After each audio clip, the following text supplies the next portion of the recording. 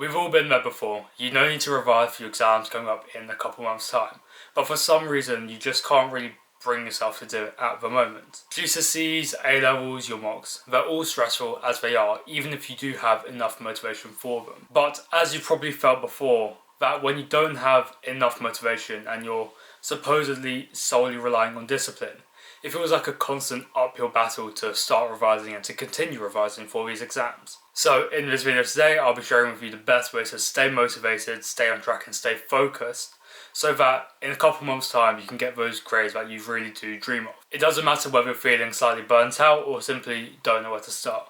I'm sure the principles in this video, I think I've got 5 or 6 of them, they will definitely help you to stay motivated and get a lot of work done. But before we begin, I would just like to say I've got a massive Discord with around 250 people in it down below in my description. And last year when I had my year 12 exams and loads of people had their GCSEs, it was just an incredible place for people to help each other, get to know each other, and just stay motivated during the exam period. So if you're interested in that, that's top link in my description below. Back to the motivation now. I believe there are 2 main times when you could use motivation to do your work. It's either to get started to do your work or to continue doing your work. So you're already in the work session and you need a little bit of motivation to help you push through it. And that's how I'm going to split this video up today. First, I'm going to talk about how you can motivate yourself to get started and make sure that you actually begin doing your work. Then after that, once you've got those nailed down, I will help you then to continue doing that work. So finding small tactics so that you can prolong how long you're working for. In both getting started with your work and continuing, the best way to understand motivation is to do with the concept of friction. You can either use the word resistance or friction, but the whole idea is that if you've got high resistance or friction to go and do your work, that means you are less likely to do it. The reason why people will feel this resistance will vary from day to day. Maybe from one day after school you're extremely tired, or another day you want to go to the gym and do something else, or on the weekend you want to go and see your friends. This is all resistance to go and not do your work. So the secret to increasing your motivation for your work and to revise is to actually reduce the amount of friction that you feel against your work. Because remember, the lower the friction, the lower the motivation needed to go and actually sit down and complete all your revision, all your homework, or whatever you need to do. Okay, so let's start with reducing the amount of friction to get started with your work. And there are 3 different ways that I have thought about this. The first one, which I pretty much mention in every single video, is planning. The moment you start planning your work, that's when you create an intention to go and do it.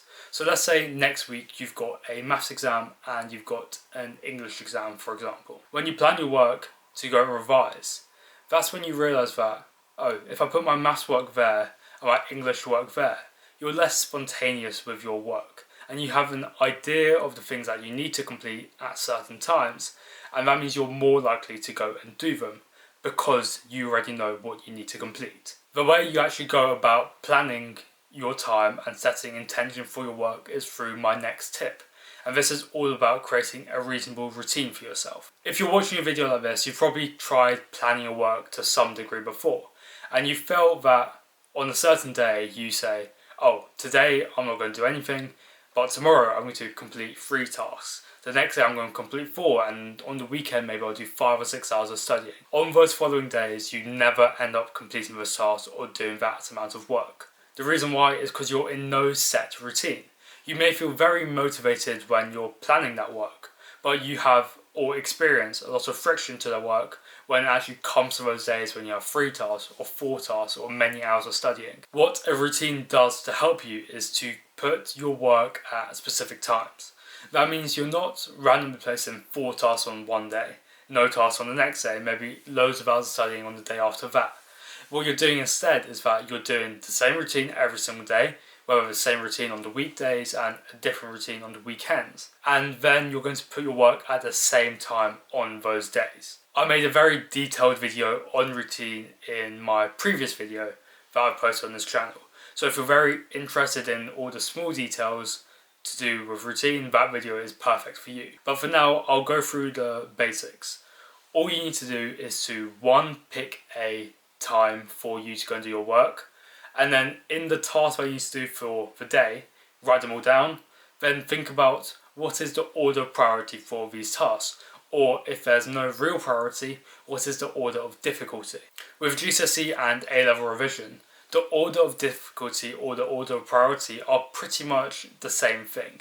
If you are finding a subject really difficult, then of course that subject will be your priority, because you're probably finding yourself getting lower grades in that subject. The reason why planning and this routine reduces friction is because you've already thought about all of the work that you need to go and do.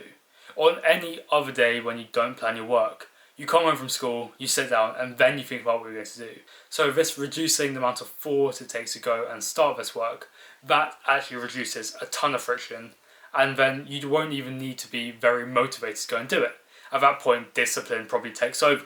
But some people may say, what happens if discipline doesn't actually take over? You've done all this routine and planning, and you still can't really bring yourself all the time to go and do this work. The way to overcome this in my final tip is to reduce the friction multipliers. A friction multiplier is probably quite a common sense thing. These are things which will just duplicate and multiply the amount of friction that you feel to do in the task. This could be feeling fatigue, wanting to do things with your friends, enjoying yourself, whatever. All of these things that contribute to a number of thoughts before you go and do a task. The biggest one for me on school days and maybe on weekends after I exercise is reducing fatigue or just general tiredness. Sometimes you can't really help feeling tired. Like I get times where school was particularly difficult that day, or I've exercised a strenuous amount. Sometimes feeling tired is simply normal. But there are other days where you do feel tired, but you know you can somewhat push through it if you say the correct things to yourself. It's not all the time where you have to push through your tiredness, but there are a few days, and you probably know this yourself, where the tiredness shouldn't really stop you from doing your work. Sometimes it does, sometimes it doesn't. The way to do this, funnily enough, is to simply not overthink it. And I do this when I have cold showers or do anything which is particularly difficult. It's called the 3-2-1 method. The 3-2-1 method, I don't even know if it's even called that, but I've just called it that on the spot. It's simply when you count down from 3 to 1, and by 1 you need to go and start doing that thing. So let's say for a cold shower, for example, that I've opened the shower, it's running, the water's freezing, and I'm just standing outside like a little wimp before I go in. The 3-2-1 method is that I count down from 3 to 1 in my head, and by 1 I'm in that cold shower. The same thing goes for your work. You know you got work, let's say you're lying in bed, you know you got work that you need to do, you count 3, 2, 1, and by 1 you're sitting at your desk. You may not be specifically working, but you can do your 3-2-1 from there onwards to say 3-2-1, I'm going to start doing some sort of work. And this is work that you've probably already planned given my other 2 previous tips. So this idea of just reducing the amount of thought before you go and do something, that is all about reducing friction. So hopefully by now you can feel a good amount of motivation or reducing a lot of friction before starting doing your work. The next 2 things I will talk about is how to continue doing our work when you do feel that mental freeze or just fatigue or I just can't be bothered feeling mid-work session. Sometimes the best way to overcome this is simply just by taking a break from this work. And the break shouldn't be stimulating, it should be specifically boring. Recently I've fallen into a small habit where during my breaks from my work, for about 5 minutes, I will go on my phone. But this is the reason why people often don't actually go back to their work. It's because they're finding more stimulating and more enjoyable things on their phone rather than the work itself. So the way to overcome this is to make your breaks very, very boring and unstimulating. So that when you're on this break, you're not really pulled towards anything else. If anything, the only thing that you would think about is your work again. So initially it may seem that you are somewhat succumbing to the friction. You say, oh, I can't be bothered, I'm too tired. And then you take a break. That may feel like you've succumbed to it. You are taking a break because you're feeling friction to your work. But what you do instead is to take a break so that you can go back to that work. The best way to define a boring break is simply staring out of your window or spinning around on your chair. These are things which are not stimulating at all. So it's not like going on Instagram, going on WhatsApp, messaging your friends, talking to your family. When I work, I shut myself off for a couple of hours. so that I'm just completely undistracted. Your boring break shouldn't be too long, maybe 5, 10, maybe, I don't think even more than 10 minutes is perfectly fine. That means after your break, you go straight back to doing your work, probably using a 3-2-1 method, probably using the work that you've already planned before. And the final thing is very separate to everything else I've spoken about today.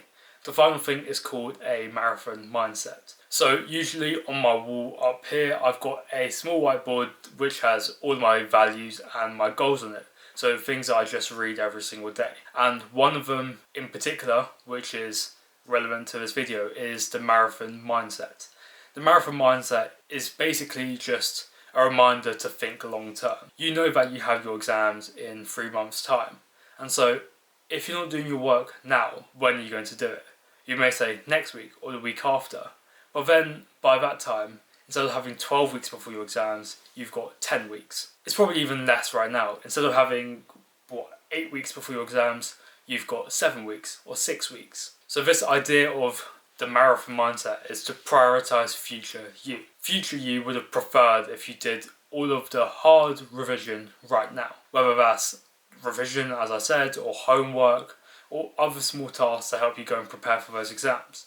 Future you would have loved if you did it right now. So the best way to think about this is to think about what would future you post-exams, would have wished that you had done right now at this moment in time. You probably have to realise that your exams aren't too far away, and on top of that, they won't last long either. So if you do all of your hard work now, you'll have 2, maybe 2.5 months to enjoy yourself in the summer. And if you're going to university, it's probably 3.5. You simply won't get this opportunity again to do as well as possible in these exams, unless you obviously retake a year. But it's more admirable to do it well and properly the first time than retrying it because you fell short the first. So yeah, that's my final tip on how to stay motivated and reduce the friction to go and do your work. It's more of a mental thing and less practical, but still it is incredibly useful and something that I probably value most over anything else, given it's on my wall, usually up there all the time, every single day. I took it down because I'm filming a video, it's got a lot of personal things on there.